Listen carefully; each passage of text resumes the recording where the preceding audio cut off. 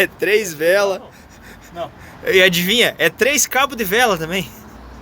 Porque ali tem 4 entradinhas, né, cara? É que uma é da veia mestra. Essa aí mundista, mano. Que joia, ó. O cara quer tomar e não pode.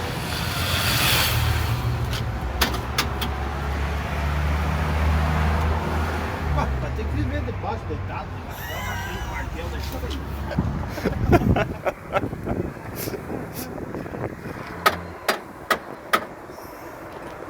É coragem! Também, coitadinha, quanto tempo descansando.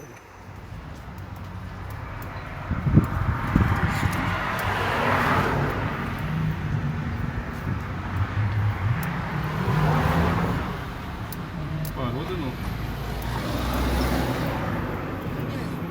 Pra não ter vontade de sair do chão. Já vamos lá.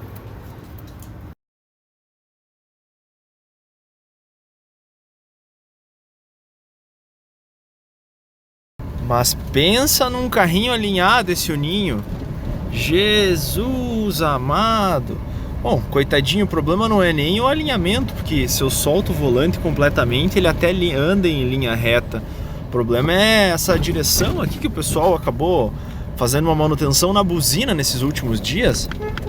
Até funcionam, até tá funcionando corretamente.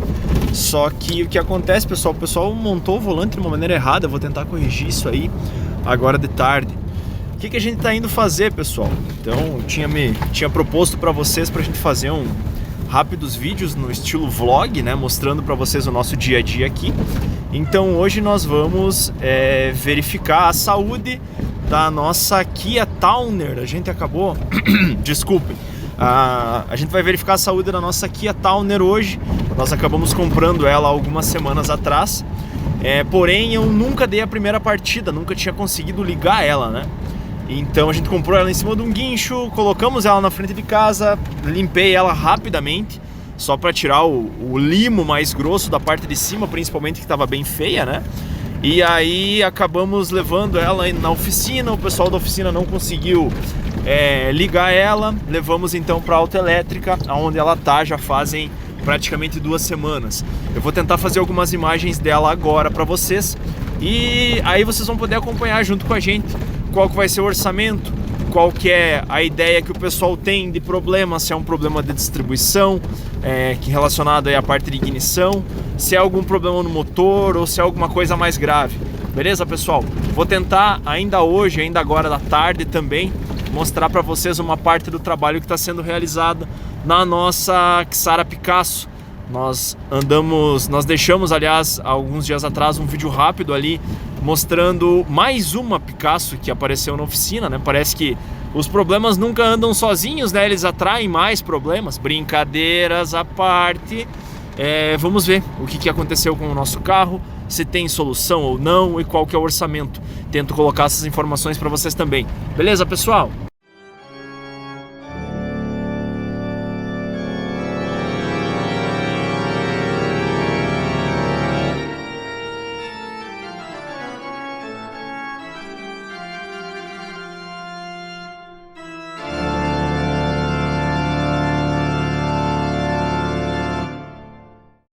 Então, pessoal, nesse meio tempo eu mostrei para vocês rapidamente algumas fotos aí do estado atual dessa nossa Townerzinha, né? O que acontece, pessoal? Os problemas de se morar numa cidade relativamente pequena como aqui, né?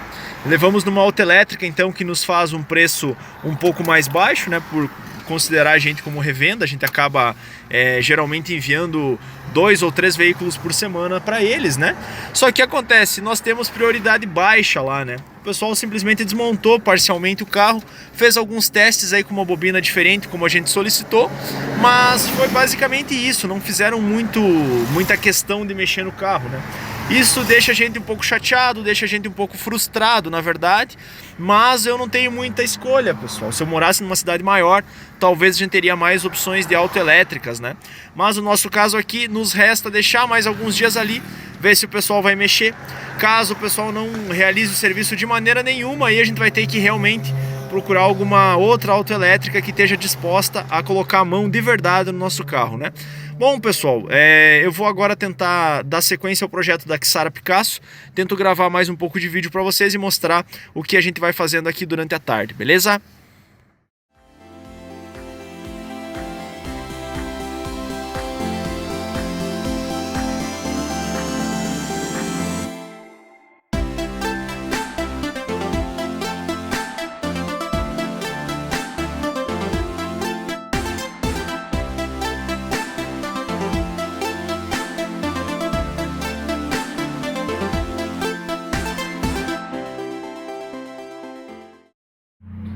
Então, pessoal, fazendo um resumo para vocês da história da nossa Xara Picasso, o que aconteceu, pessoal? A gente acabou recebendo ela no dia 13 do mês passado, se não me engano. Fizemos uma rápida revisão, trocamos óleo, trocamos filtro e no mais, abastecemos e saímos fazer alguns testes, né, para ver se a gente conseguia utilizar ela como veículo de uso diário. Para quem já acompanha nosso canal há mais tempo, pode lembrar que nós já tivemos uma Xara Picasso, mas no caso a nossa antiga era 2006, 2.0 automática, um câmbio automático de 4 marchas, inclusive. No nosso caso atual, o que a gente tem? A gente tem então uma Xara Picasso 2002 2.0 manual. Eu só recebi ela no negócio por conta desse câmbio manual. A minha antiga, que era automática, não tinha maiores problemas. Ela era, de certa forma, muito boa de se usar e tal, muito confortável, não me deu problemas elétricos, por incrível que pareça. O único problema maior dela era a questão de consumo mesmo, né? E claro, a suspensão, porque como ela é um carro pesado, o componente mais fácil de quebrar, digamos assim, é a suspensão, né? E o que aconteceu, pessoal? A gente acabou, mesmo com esse consumo que para mim na época era totalmente proibitivo, hoje também seria proibitivo, mas na época seria pior ainda, né? Nós aí acabamos levando ela por mais ou menos uns 8 meses, acredito, foi o tempo que a gente ficou com ela, tentando usar ela praticamente todos os dias. Só não usava ela mesmo quando o nível de combustível estava muito baixo. Então essa era mais ou menos a nossa situação na época. O que aconteceu? Dessa vez apareceu essa manual, entrou num negócio relativamente barata pra gente, e bom, a gente acabou abraçando e tentando utilizar, né? Nesses dias que a gente estava tentando utilizar ela, eu acabei pegando rodovia, andando aí a 80, 90, 100 e pouquinhos quilômetros por hora, mais ou menos. Acabou que ela superaqueceu. Ela começou perto de um pedágio, inclusive aqui perto da nossa região. Ela acabou emitindo avisos aí de superaquecimento. Eu achei que podia andar mais alguns quilômetros e realmente andei. Depois disso aí a gente acabou, enfim, na hora lá, acabei abrindo a tampa do reservatório de expansão, perdi essa tampa, tive que procurar guincho, enfim, foi de certa forma bastante decepcionante naquele dia, porque a gente contava com o funcionamento dela mais ou menos da mesma forma que ela funcionava dentro da cidade. Dentro da cidade ela acionava a ventoinha normalmente, mas pegando rodovia, pessoal, acabou que a ventoinha por algum motivo, quando chegou na temperatura, não acionou. Então o que a gente fez, pessoal? Naquela noite ainda a gente voltou de guincho para casa, fizemos a substituição de um sensor de temperatura. Depois dessa substituição a gente fez ainda mais um procedimento, que eu criei um botão de emergência. Mais adiante eu vou mostrar para vocês o funcionamento, mas em resumo funciona assim: caso esse sensor falhe ou pare de funcionar e não leia a temperatura do motor corretamente, eu mesmo, olhando o painel do carro, aperto esse botão de emergência e aciono a ventoinha do radiador. Essa talvez não seja a solução ideal, tira uma boa parte da originalidade do sistema de arrefecimento, mas pessoal, esse é o meu carro de uso diário. Eu não quero, no caso, ficar na mão de nenhum tipo de sensor. Eu prefiro ter nas minhas mãos boa parte do controle do sistema de arrefecimento. Então fizemos essa opção. Como esse veículo provavelmente não vai ser vendido, ele vai ficar na família por um bom tempo, nem que a gente tenha que desmanchar ele e fazer um sofá, mas eu não vou vender esse carro pelo valor do mercado. Então a gente vai acabar utilizando ele na maior parte do tempo aqui, tanto quanto for possível, né? E essa questão do botão de emergência do sistema de arrefecimento foi uma opção que a gente fez junto com o pessoal da Autoelétrica, para ver se a gente consegue utilizar o carro no dia a dia, né? Bom, dessa forma então, pessoal, depois que a gente acabou voltando do guincho, eu utilizei o carro por mais alguns dias e, por total infelicidade, enquanto estava voltando do mercado aqui, ela acabou, provavelmente aí uma questão de uma correia dentada antiga que estava sendo utilizada, né? Essa correia acabou pulando alguns dentes, né? E perdemos o cabeçote desse carro. Então o que a gente está fazendo nesse momento na oficina, pessoal? Mais ou menos aí uma semana e pouco atrás, já aprovamos um orçamento aqui na retífica, aproximadamente R$2.000 para fazer o cabeçote desse carro. Por que eu fiz isso, pessoal? Porque o pessoal da retífica me faz em 6 vezes sem juros. Foi o único motivo. Se eu precisasse tirar R$2.000 do bolso para fazer um cabeçote, mais a mão de obra, mais correias, mais tensores, provavelmente a gente não faria esse serviço. Então, o que a gente está fazendo agora? Está aparecendo na tela de vocês algumas peças que a gente comprou nos últimos dias. Junta do cabeçote, correia dentada, tensor e uma peça que o pessoal conhece aqui como guia da correia. Então, a gente vai fazer hoje, durante o dia, a montagem desses componentes. Vou mostrar para vocês em detalhes o que acontece com o cabeçote quando pula dente da correia. No caso, entorta as válvulas, né? Olha só, pessoal, a gente está reclamando que está dentro de um Fiat Uno Fire, né? E o que a gente diz desse cidadão aí com um cavalinho? Pessoal, tem sempre gente muito pior que a gente. Por isso que a gente acaba não reclamando muitas vezes da nossa condição aqui de mecânico barra autoelétrica barra vendedor de veículos, né? Tem muita gente trabalhando duro aí fora, pessoal. Muitas vezes para ganhar menos ainda do que a gente consegue de rendimentos aí nos nossos trabalhos. Por isso também a gente acaba sempre que possível tentando ajudar os outros. Então, pessoal, alguns dos componentes de desgaste natural aí do motor mais importantes é esse conjunto de correia dentada, no caso, e rolamento tensor, tá?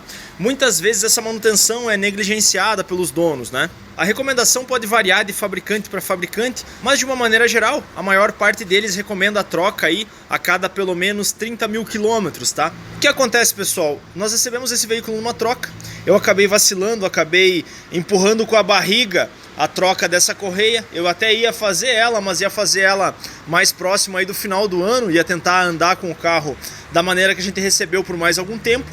Mas o que aconteceu, pessoal? Eu tive o azar aí dessa correia arrebentar comigo dirigindo, né? Então, o que aconteceu, pessoal? Essa correia, ela é responsável por fazer, no caso, a sincronia da parte de baixo do motor com a parte de cima, tá? Quando a gente fala em parte de cima, o que a gente quer dizer? A gente quer dizer o cabeçote e as válvulas que fazem a admissão. Pode ver que são as válvulas um pouco mais clarinhas, né? E as válvulas de escape, por onde os gases acabam escapando, né? Olha só que interessante, num cabeçote funcional, as válvulas têm que se mexer, né? E num cabeçote, como nesse caso aqui que acabou travando, olha só. Vou tentar botar o microfone um pouquinho mais perto, olha só. As válvulas entortaram e não se mexem.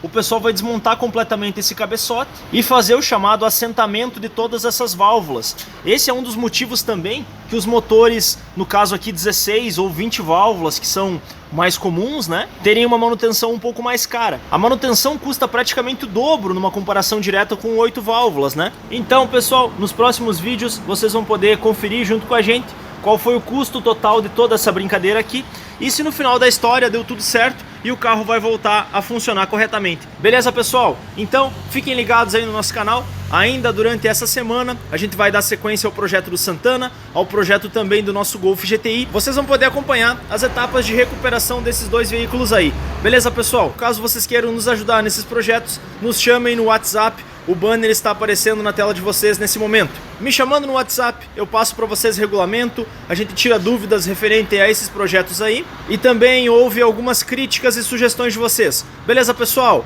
Um abraço a todos, obrigado por assistir e até mais!